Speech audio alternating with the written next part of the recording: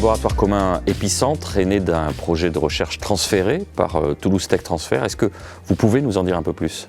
Oui, effectivement. Donc, ce laboratoire commun a eu pour prémisse donc, un transfert réussi depuis le LAS, donc mon laboratoire, qui est un laboratoire académique du CNRS, vers Ribert, qui est une moyenne entreprise française, qui fabrique des machines qu'on appelle des bâtis d'épitaxie par jet moléculaire. Alors c'est un mot un peu barbare, c'est une technique qui permet d'élaborer des semi-conducteurs composés. Et la difficulté quand on élabore ces semi-conducteurs composés, c'est qu'on ne va pas forcément comprendre ce qui se passe. On va faire une croissance, faire élaborer, et après mesurer ce qui se passe, et on ne va pas pouvoir suivre ce qui se passe pendant la croissance. Et ce qu'on a développé ici, c'est un instrument qui permet de suivre pendant cette élaboration la déformation des plaquettes, dont on peut déduire des paramètres très intéressants. Cet instrument, qui a été inventé ici au laboratoire, donc a été dans un premier temps breveté grâce au soutien de Toulouse Tech Transfer et transféré donc, auprès de cette société, aussi donc, via Toulouse Tech Transfer. Donc évidemment, ce transfert n'a pas été sec. J'ai aidé l'industriel à industrialiser cet instrument, parce que je l'avais déjà testé pendant des thèses au laboratoire et aussi dans d'autres laboratoires. Donc j'avais déjà une idée de ce qu'il fallait faire pour le transférer et l'industrialiser.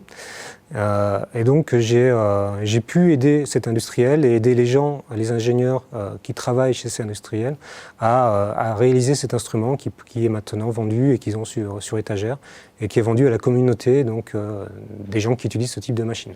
Qu'est-ce qui, d'après vous, était déterminant dans la mise en place de ce partenariat? Alors c'est un laboratoire ambitieux, 30 personnes impliquées, 7 embauches, donc 2 déjà effectuées, 9 millions d'euros de budget global.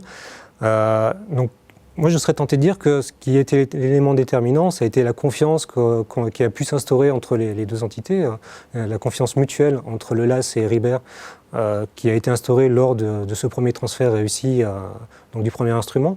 Vu l'ampleur de ce projet, il a fallu avoir donc des gages, en fait, montrer donc le sérieux notre sérieux, le sérieux du laboratoire. Et j'ai eu la chance ici de pouvoir monter une équipe. De suite, les gens ont été très intéressés par ce laboratoire et par les sujets qu'il porte. Il y a au laboratoire 3 services techniques différents, 2 groupes de recherche qui sont impliqués dans ce laboratoire commun et qui dès le début ont joué le jeu et ont voulu se fédérer autour de ce projet commun. Et ça, je crois que ça a été aussi un des éléments très forts qui a permis de convaincre l'industriel. Et aussi, les thèmes abordés dans ce laboratoire commun étaient justement les thèmes qui intéressent l'industriel pour pouvoir se développer. L'épitaxie par jet moléculaire, pour reprendre ce mot, est assez confidentiel et veut se développer pour gagner des parts de marché. Et les thèmes qu'on veut aborder dans ce laboratoire sont des thèmes qui intéressent fortement donc, cet industriel, qui ont été identifiés par différents cabinets comme étant des thèmes porteurs, à savoir la croissance de lasers à cavité verticale, des VCSEL, ou l'information quantique, qui sont tous les deux les thèmes scientifiques qui vont être abordés lors de ce laboratoire commun. Il y a aussi une convergence d'intérêts communs. C'est-à-dire que nous voulions travailler sur ces thèmes scientifiques, mais n'avions pas l'équipement pour le faire.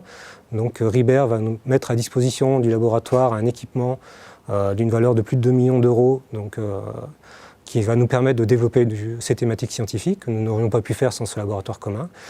Et Ribert a un gros intérêt à travailler avec nous, déjà pour explorer ces voies-là, et aussi parce qu'on va continuer à transférer des instruments qui ont été développés en plus de l'instrument de mesure de courbure qui a été l'objet du premier transfert. Donc il y a 6 autres instruments qui vont être transférés aussi à l'industriel lors de ce partenariat.